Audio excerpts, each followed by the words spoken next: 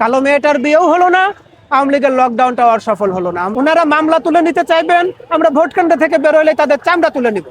কোনো আওয়ামী লীগ দেখি নাই, ছাত্রলীগ দেখি নাই, এবং সকাল থেকে টুকাই লীগও দেখি নাই। একটা কালো মেয়ের বিয়ে ঠিক হয়েছিল, তাকে বিয়ের সময় মেকআপ করতে নিয়ে গেছিল। যখন মেকআপটা শেষ হলো, এসে দেখে লগ্ন শেষ হয়ে গেছে, লগ্ন বয়ে গেছে, মেয়েটার আর বিয়ে হলো না। আজকে আওয়ামী লীগ যে লকডাউনটা ডাকলো, দু একদিন আগে আপনারা দেখেছেন জনমনে আতঙ্ক সৃষ্টি করতে পেরেছে কিছুটা হলেও। দু একটা গাড়িতে, পার্কিং করা গাড়িতে আগুন দিতে পেরেছে, দু একটা ককটেলবাজি করতে পেরেছে, কিন্তু লকডাউনটা আর সফল হলো না। কালো মেয়েটার বিয়েও হলো না, আওয়ামী লীগের লকডাউনটাও আর সফল হলো না। আমরা পুলিশের উপর ভরসা করেছিলাম, আমরা স্বরাষ্ট্র উপদেষ্টার উপর ভরসা করেছিলাম, আমরা এই ভরসাটা তাদের উপর করব না। 15 তারিখের পর থেকে লীগকে ঠেকানোর জন্য নির্বাচনের আগ পর্যন্ত আমরা মাঠে থাকব। এরকম কোনো নাশকতা, এরকম কোনো জনমনে আতঙ্ক সৃষ্টি করে এরকম কোনো কাজ তারা করতে পারবে না, আপনাদের মাধ্যমে কথা দিলাম। এই কার্যক্রম নিয়ে আমাদের মাঝে কোনো সংখ্যা নেই, আপনাদের মাঝে কোনো সংখ্যা নেই। আমরা কোনো আওয়ামী লীগ দেখি নাই, ছাত্রলীগ দেখি নাই, এবং সকাল থেকে টুকাই লীগও দেখি নাই।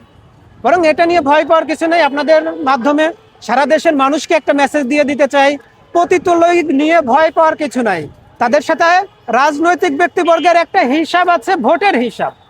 তাদের একটা বড় ভোট ব্যাংক আছে, ওই ভোটের হিসাবটা আছে। ওনারা ভোট দিয়ে বের হবেন, আমরা ভোট কেন্দ্রের বাইরে থাকবো। ওনারা মামলা তুলে নিতে চাইবেন, আমরা ভোট কেন্দ্র থেকে বের হলে তাদের চামড়া তুলে নিব। আগামী 50 বছরে আওয়ামী লীগের বাংলাদেশে পুনর্বাসন হবে না, এটা আপনারা লিখে রাখতে পারেন। যারা এই ঘোষণাটা দিল, তারা দেশের বাইরে থেকে ঘোষণা দিল। দেশের ভিতরে যারা জেলা পর্যায়ের নেতা আছে, বিভাগীয় পর্যায়ের নেতা আছে, তারা তো খালে বিলে বিভিন্ন জায়গায় লুকায় আছে। সামনে কাদেরকে দিল? সাধারণ কিছু মানুষ যারা টোকায়, যাদেরকে 500-1000 টাকা দিলে আপনাকে খুন করে দিবে। এটাকে দিয়ে আসলে লকডাউন সফল করা যাবে না। মানুষের মনে একটু আতঙ্ক তৈরি হবে। আমরা যখন রাস্তায় এসে দাঁড়াবো, মানুষ আবার ভরসা করে রাস্তায় চলে আসবে। এটাকে লকডাউন বলে না, ওই যে তাদের যে পুরনো জ্বালাও পোড়াও নীতি ছিল, মানুষ হত্যা করার নীতি ছিল, সেইটারই করতে যাচ্ছে। ওটা আমরা হতে দেব না। ভয় পাচ্ছে না এই কথাটা বললে তো আমরা রাস্তায় আরো মানুষ দেখতে পারতাম।